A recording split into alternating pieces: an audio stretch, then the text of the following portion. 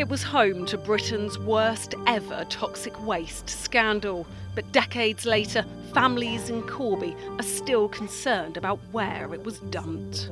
It's shocking, really, and people need to know. We need to know where it is. Roads, parks and playing fields. Was the toxic waste from the steelworks spread much further than first thought? We have obtained documents that show some of the waste was dumped 12 miles south of Corby. There's no doubt that it went into places where it shouldn't have gone. It's the next generation down, and I couldn't bear my friends having to go through the heartbreak and pain that we've gone through.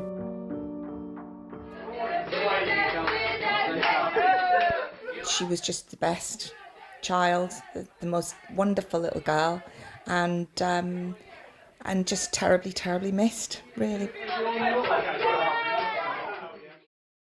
Eve's mum and sisters believe the cancer that killed her may have been caused by their town's toxic past. And they are not alone. All these families in Corby have been affected by either birth defects or the death of small children, and are concerned steelworks waste is still causing health problems to this day. My son Sam was born in 1997, and when he was born he had a right club foot. Our eldest daughter, who's 35 now, she was born with extra thumbs, one on each hand.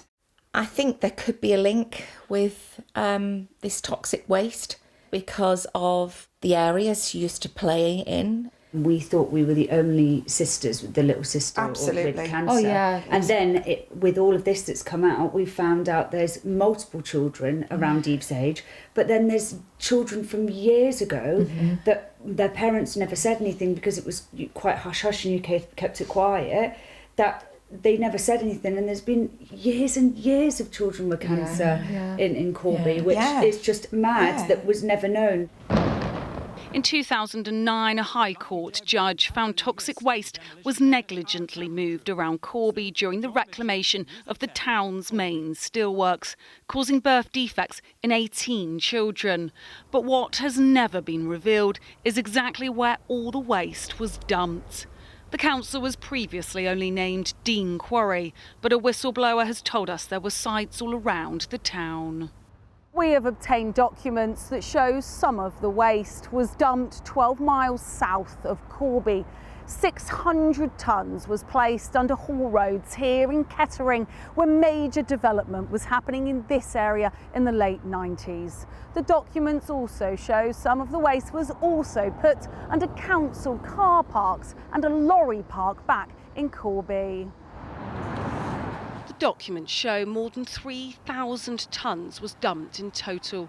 In 1997, the Environment Agency wrote of their concern to a contractor, saying, "Results of analysis showed the stockpiled material to be contaminated.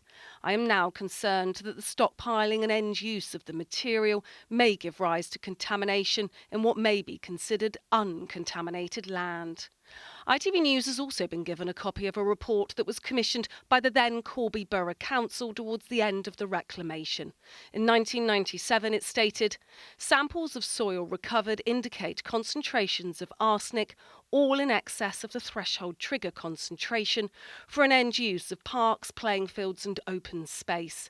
The measured levels of arsenic may well prove toxic to construction workers and other site operatives."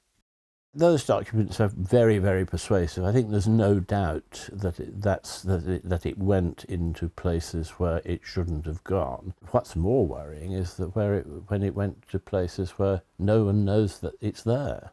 Des Collins represented the families during the High Court trial. He has written to the council 5 times about where the waste was dumped since July. I've no doubt that we will need a public inquiry, a full statutory public inquiry with all the bells and whistles on it to ensure that the council is brought to book. Decades have passed since Corby's main steelworks was decommissioned, but the families are still living in its shadow.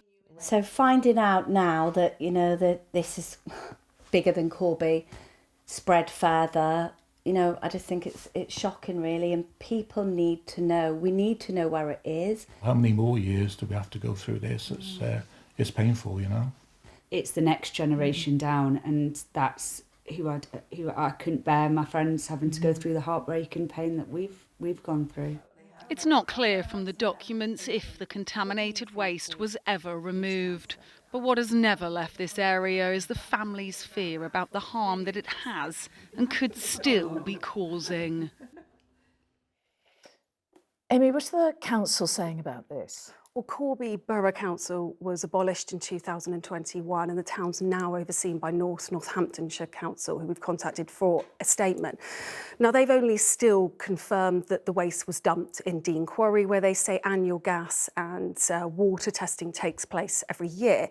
In response to the documents that I mentioned in my report there, they say that the arsenic levels quoted do exceed the threshold for residential areas and allotments, but not for commercial and industrial land. In terms of the health concerns, we've obviously seen there in my report there was a landmark High Court case that proved that birth defects were caused by this waste. But there are many people who are concerned about the wider health issues. One of those concerns is about childhood cancer. Last week, the council said that you're not more likely to get cancer, children are in Corby, than elsewhere in England. But the family said to me at the time, they believe that's just the council marking their own homework, despite the fact that this was actually the part of 2 independent reviews. The families believe, and Des Collins, the lawyer that I mentioned there, the only way to get transparency is for a public inquiry.